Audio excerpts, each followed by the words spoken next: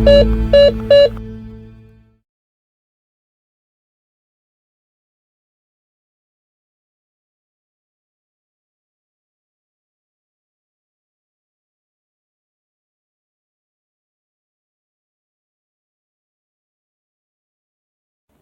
got a Bounty Hunter Tracker 4 a couple weeks ago, and it came with this pinpointer, and it's of dubious abilities. Okay, I found a way, at least I think I found a way. It probably voids the warranty. In fact, I'm sure it voids the warranty, but it seems to increase or double the distance that this will work at, and I think it bears looking into. I'm going to do a conversion right here, let you see it.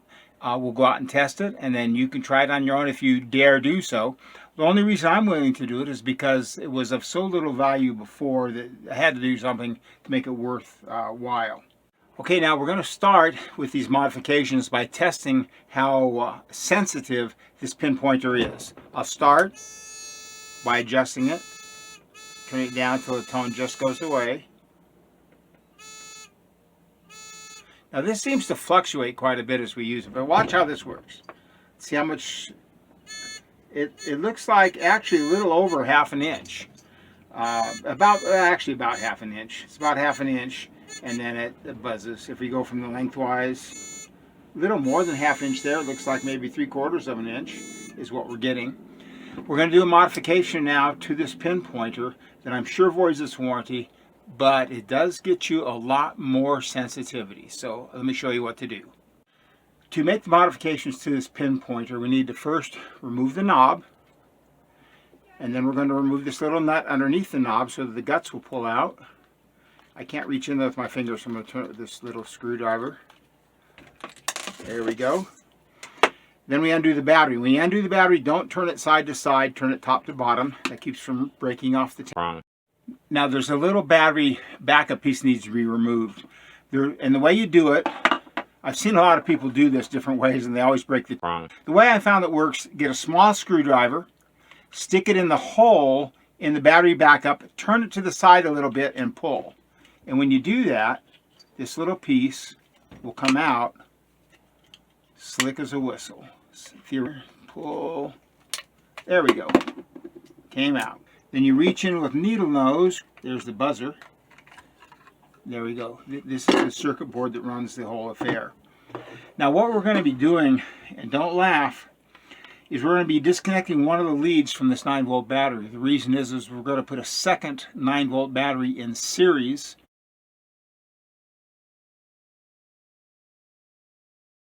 To double the voltage to 18.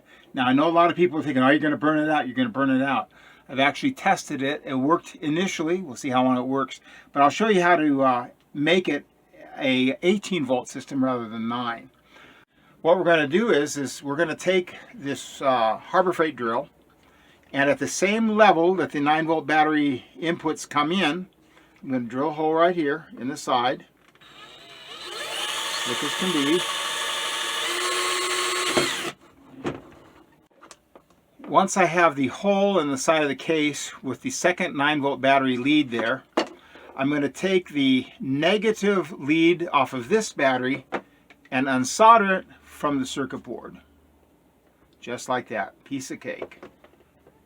Then I'll remove it from here.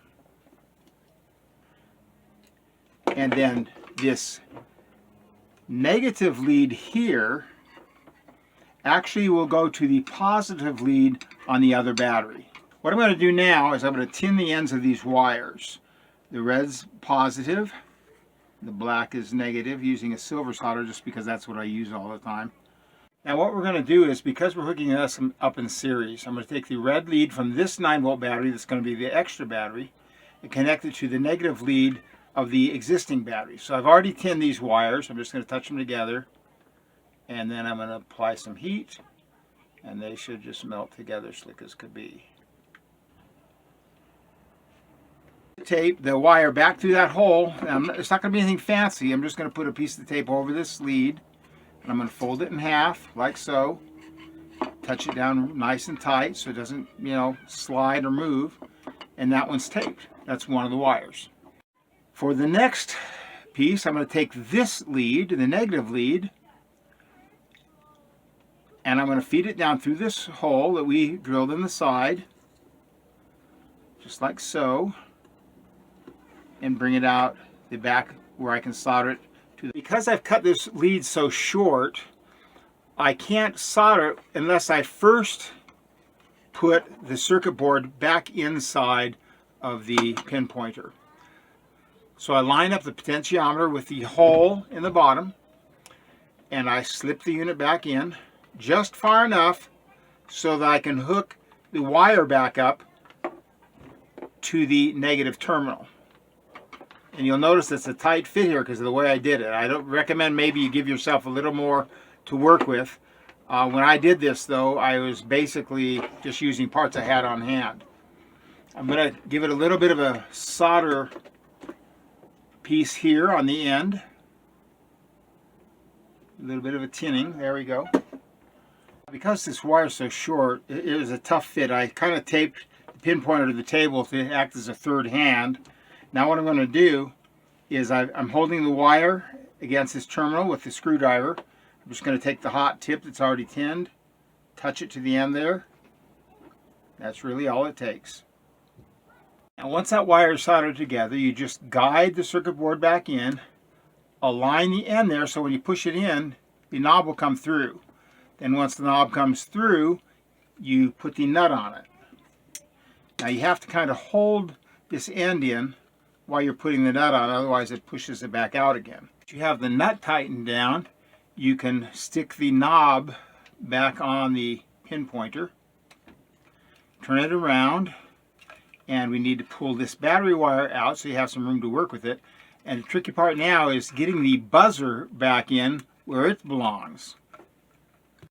Now at this point, when you're ready to slide the buzzer back in, there's just a couple things you need to be aware of. One of the sides has metal on it.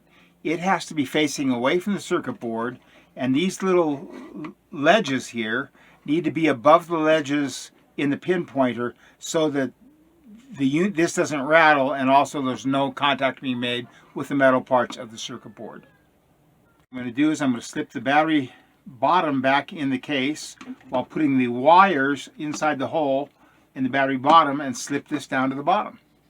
Pretty simple. Here it's snap in there, slick as can be. Now I put one 9-volt battery here, plug it in, put the back on, and at this stage it won't work because the other battery is not connected yet. Let me show you how I plan on mounting this battery. Alright, now the way I've planned on holding this battery, it's just a temporary fix because I don't even know if this is going to work, so I don't want to spend a lot of time building a cage and everything to hold the battery. But take a piece of Velcro. This is, by the way, super heavy duty Velcro, super de-duper Velcro. And this is the easily flexible side because this is a curved piece. I'm going to place it right here on the handle of the pinpointer. That's good. I'm going to take the battery that I just put Velcro on, plug the battery in, like so, Velcro it to the side of the pinpointer, just to have a place to put it. Now we're going to do a test to see if this all did anything. Now, as you recall, the best I was able to get was 1/2 inch of sensitivity before this modification. Let's see if it even works still. Oh, way loud.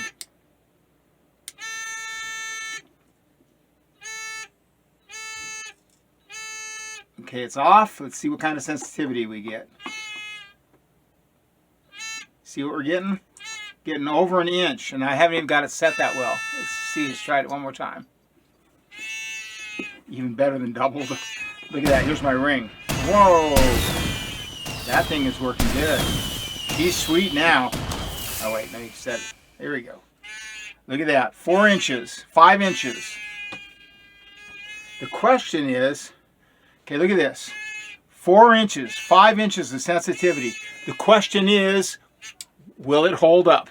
That is the big, we're going to take it out. We're going to use it for a day of trials, and then we're going to report back as to whether or not the pinpointer is still working. But for now, I have got like 10 times as much distance. It went from 1/2 inch to 4 to 5 inches of sensitivity. with the extra 9-volt battery. Again, let me stress before you, this is not a recommended modification from the factory. I doubt very seriously they'd even recommend this at all. But I just got to thinking, I thought, well, it makes sense. Let's see what happens. I'm happy with how it's working so far. I turned a pinpointer that had to have physical contact almost to work to one that is accurate to within 4 or 5 inches. How long the batteries will last, how long the unit itself will last, that remains to be seen. But for now, I think I'm onto something.